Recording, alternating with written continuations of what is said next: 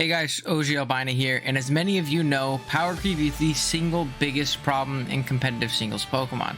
Each coming generation, it seems like Pokemon introduced get stronger and stronger, leaving older, lesser Pokemon to languish in the background, never seeing the competitive light again. Because of this, I decided to make this series in which I take some forgotten and unfortunately bad Pokemon that you all suggest to me in the comments, hint, please give me some more in the comments, thank you, and bring them up to speed so that they can once again occupy a competitive niche. This series is therefore aptly called Fixing Your Favorites. If you guys are excited for the return of Fixing Your Favorites, I know it's been a while, please drop a like on the video as well as sub to the channel if you're new. The better these videos do, the more likely I am to pump them out, quicker. They take a lot of effort, so I'd really appreciate the support. We're on our way to 3,000 subs, and if every one of you guys who watches this today subs, we'll get there today, so I'd really appreciate you helping me out. Alrighty, with that being said, let's jump into it. We're going to be starting off our list today with a legendary of all things. You would think that due to being a legendary and its legendary status, it would be pretty solid competitively, right? Unfortunately, that's not always the case. Example 1 is Galarian Articuno. Its Galarian bird brothers have been absolute forces in every competitive metagame they've been a part of so far. Galarian Zapdos is a strong physical attacker with one of the greatest stab combinations in the game, fighting and flying. It can also grab momentum with U-turn, or even function as a bulk up or agility sweeper.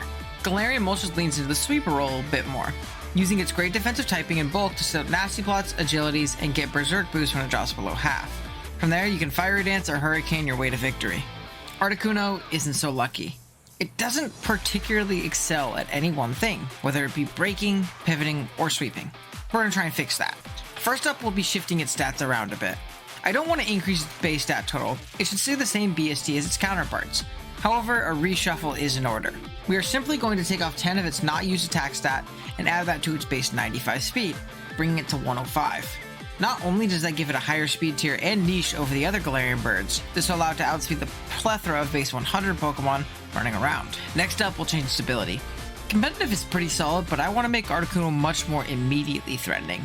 And competitive is a much more situational and matchup reliant ability. Instead, we'll be giving Frozone here Tinted Lens. With those 6 shades, it'll now get a boost on top of those stab, flying, and psychic moves into common defensive resist like steel types. On top of that, I'd like to buff our boy's move pool with a couple of great coverage moves that we can typically find on other flying and psychic types. First up, for aforementioned steals, we'll give Articuno Heat Wave. I know it's based on an ice type in Cantonian Articuno, but it lost that ice typing and it doesn't really have any ice coverage, so I think it's okay. I'll also give it a common psychic coverage move in Focus Blast and Aura Sphere, letting it hit those pesky steals or even dark types thinking they're safe to come in on a freezing glare. Lastly, we'll give it Nasty Plot. It already has Calm Mind, but I think Nasty Plot fits perfect on a sinister looking Pokemon like Galarian Articuno. These additions allow Articuno to function more consistently as either a Tinted Lens Choice Specs Breaker or an Agility, Calm Mind, or Nasty Plot Sweeper. Next up, we have a Gen 4 Pokemon that many people felt underwhelmed with and have been asking for a buff for years in Magmortar.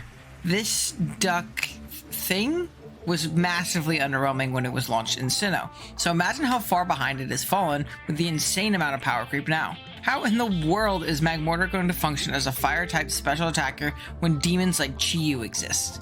Now, I don't think we need to make Magmortar a Chi-Yu level threat, but let's make it usable. First up, we'll look at its stats, which kind of suck right now. I don't want to buff them too much, but I definitely want to make it usable. First up, to not tweak it too much, we'll be giving Magmortar a similar treatment to Galarian Articuno. We'll take away some of its less used attack stat, 10 BST to be exact, and add 10 to its speed. This brings it from a mediocre base 83 to base 93. It allows it to get the jump on base 85s and 90s in the speed department, which it couldn't before. This also gives it a much more solid Scarfer speed tier. Next up is the fun part, and oh yeah, we're giving my boy Mega Launcher as his new hidden ability. I mean, come on, he's half Fire Duck, half Giant Cannon. If any Pokemon deserves Mega Launcher, it's Magmortar. Now you might be thinking, Magmortar doesn't get a ton of pulse moves that would be boosted by Mega Launcher. You're 100% right, dear viewer, and that's our next buff. We'll be giving Mag a ton of pulse attacks. This includes Armor Cannon, Dark Pulse, Dragon Pulse, Aura Sphere, and Terrain Pulse. We'll also tack on Vacuum Wave as a special priority option, like the Mach Punch it already learns on the physical side. These moves on top of the boost of Mega Launcher will be nukes coming off its 125 base special attack stat, especially when accounting for stab on Armor Cannon and Dark Pulse. Wait, Dark Pulse? Stab? Yep, stay with me here. I think having a pure fire typing has hurt Magmortar more than it's helped. Adding the dark type gives it a secondary stab and immunities that it can use as an opportunity to get off strong attacks. Plus, it would serve as the opposite type of a fighting electric Electivire, which would definitely be getting buffed if Magmortar was. I have a ton of other awesome ideas outside of giving Electivire the fighting type, so if you guys want to see Electivire in the next episode of Fixing Your Favorites, I'll be sure to include it, provided we hit the 50 like goal. Ball's in your court, guys. Plus, I would really appreciate the support. Sub if you haven't already. If you're this far in the video, you're obviously enjoying the content. Up third, we have a Pokemon recently introduced in the Paldea region, Titan. I remember at the start of the generation, I was so excited to have such a fast, at least compared to other Slush Pokemon, and strong Snow Sweeper. Especially considering the defense buff to Ice types and Snow introduced in Gen 9. But man, does this thing suck. It's just so hard for a pure Ice type to thrive at this point in competitive Pokemon. Can you guess what we're changing first? Yep, that typing. We're going to be giving our Whale/Narwhal friend a part Water typing in addition to its Ice typing. This will give it another solid stab option in Liquidation and Aqua Jet, which we'll be adding to its move pool as well. This will also give it priority on both of its stabs when considering the Ice Shard it already had. Now let's tweak its stats a bit. We're going to start off with a net increase of 10 to its base speed, from 73 to 83. This gives Titan a much needed buff to its mediocre speed, allowing it to get the jump on base 80 Pokemon outside of weather. We'll also be taking off 20 from its useless base special attack of 45 and adding 10 to each of its base defenses. This will allow it to use its much better defensive typing just a little bit better. Lastly, let's change to Titan's ability. We'll be taking away Slush Rush, which seems crazy, I know, but hear me out. I came to the realization that a Hail Sweeper just isn't enough. The weather is just generally underwhelming. Therefore, I decided to give Titan an ability that is both Swift Swim and Slush Rush in one ability.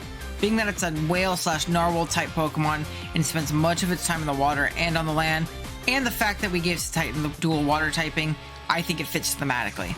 This buff makes Titan inherently much better due to the sole fact that it can now fit on multiple playstyles, outside of just Snow.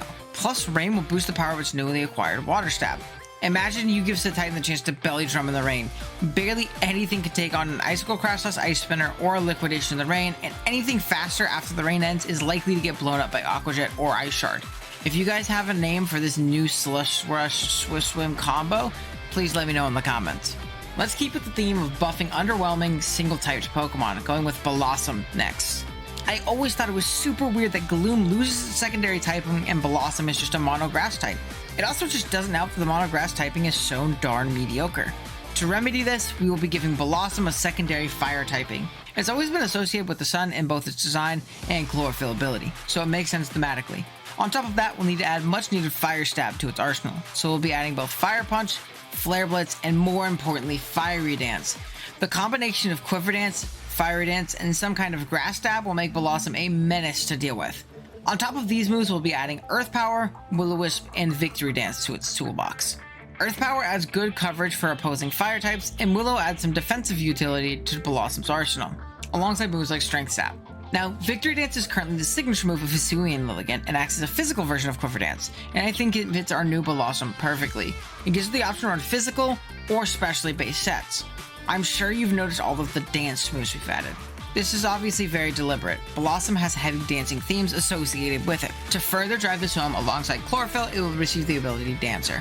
Now, I think Chlorophyll is a lot better in most instances, but Dancer makes too much sense thematically, and it's also cool to have an anti-opposing Quiver Dance or Dragon Dance tech option. Lastly, let's buff Blossom's stats a bit.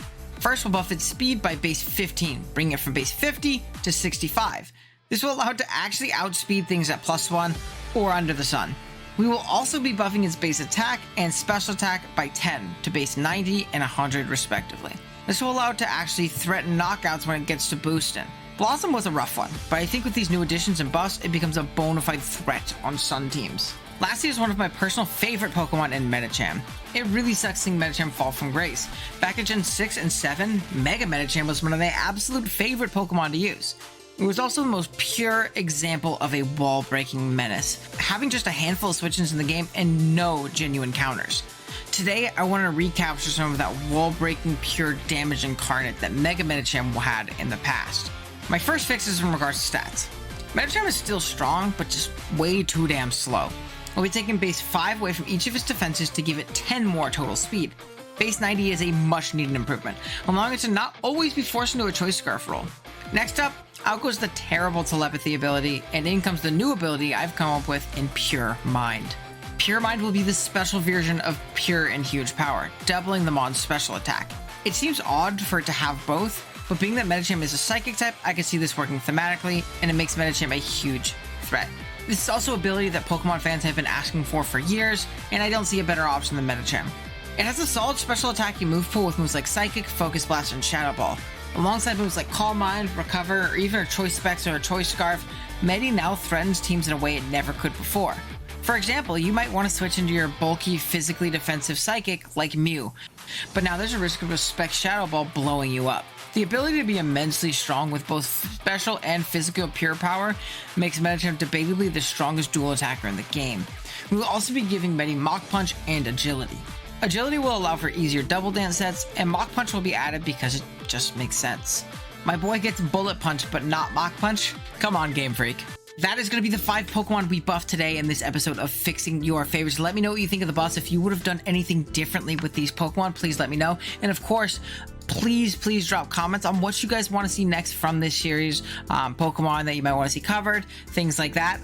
And yeah, with that being said, before we head out, I do want to give a big thank you to our channel members. If you want to become a channel member, be shouted out at the end of these videos, as well as get, a bunch of other cool perks. There's a little join button down there at the bottom. Now, as for our Bagon members, we have D-Double, Olivia Summer, Zeke, Goose, Matrix, Odds Are, Endless Gadgets, It's Danny Mac, Tiger VGC, Fungal, Kaz, and then for our Shelgon member, we have Thriller, and then for the big Salamence here, we have Bick, Fat Halbert, Noah, and Nate. Thank you guys so much for supporting the channel. I really do appreciate it. And yeah, thank you guys so much for watching. Be sure to sub, like the video, 50 like goal for Electivire next time, and I will see you guys in the next one. Later.